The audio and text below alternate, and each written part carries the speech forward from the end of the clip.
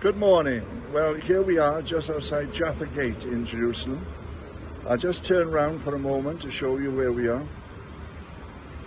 You can see the Jerusalem in the background, all the different great buildings of it.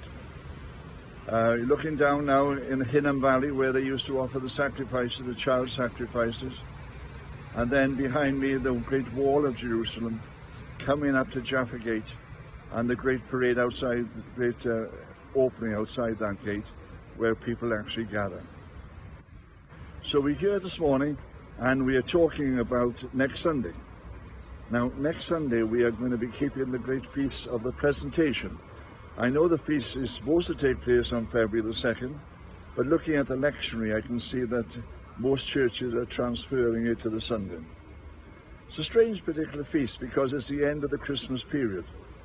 Many people think Christmas is well behind us, but if you go into the church here and have a look around, you see the cribs are still out, because as far as the church is concerned, Christmas season is still going on.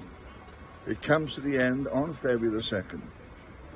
Mary, having given birth to the child, well, she was kept in confinement for a while until she recovered from the whole birth experience. I can remember a time when women in this country used to go through a period of confinement after giving birth. Now it seems they come out of hospital almost a day after they're giving birth and almost enter back into life in its fullness.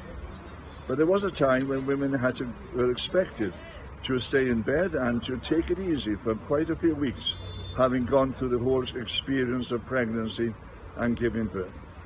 And of course the scriptures inform a woman that she was not supposed to do much after giving birth, and then she would come to the temple to give thanks for the birth and also to offer a rite of purification.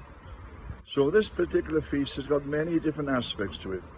Mary, first of all, coming to the temple and giving thanks for the birth of Jesus and offering the sacrifice in the rite of purification, having gone through this whole process. Also, of course, Jesus was the firstborn male.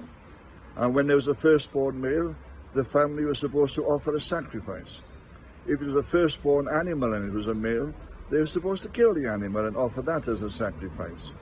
But as far as human children were concerned, they would come to the temple and offer a sacrifice in replacement of the child. In place of the child. So we've got Mary coming for the purification.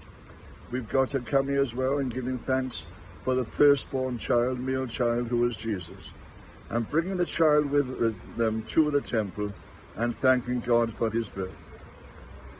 In the temple, of course, they were going to meet Simeon, and Simeon, for some reason, is going to be able to recognize this child, a prophetic recognition, and was going to lift up his voice and say, Lord, now lettest thou thy servant depart in peace, for mine eyes have seen thy salvation. Of course, there's a third part of this service, this day as well, is sometimes known, as it says, as the presentation of Jesus. It's the purification of the Virgin Mary. It's also known as Candlemas, because as Simeon prayed this particular prayer, he said, this is the light to enlighten the Gentiles. And very often in the Eucharist on this day, candles are held by the people. And when they come to the reading of the Gospel, they share the light of Christ, sharing the candlelight one with another, and then standing and hearing these words being proclaimed in this way. And just reminding us once again that the whole Gospel is passed from person to person, just like candlelight, and we pass from candle to candle. We go out into the world and we take the light with us. We are called upon by God to present the light of the Gospel to the world. But remember, it is his light, it is his fire which is passed. Not our ideas and not our interpretation, but his light which we are passing on. And so we come in the lighting of candles to remind ourselves of that time. It also, of course, became the time when the candles were blessed, usually, for the coming season and for the year that lay ahead. So we thank God for it, and we remember him, and we thank God for all the experiences of this particular day. The presentation of Christ, the purification of the Virgin Mary, and the spreading of the light of Christ through the representation of candlelight being spread one to another. May God bless you wherever you are, as I stand here outside the gate of Jerusalem, looking forward to this Sunday which is coming. And I ask that God will bless you. Oh yes, I have been down this morning.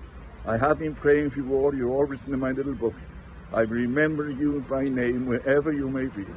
And I'm asking that God will be with you and will bless you. As Simeon prophesied over the Christ child, I ask that God will give you too the gift of prophecy, that you will know who you are, you will know what God has done for you, and you will truly be able to rejoice in the assurance of his love. God bless you, and God be with you. Amen.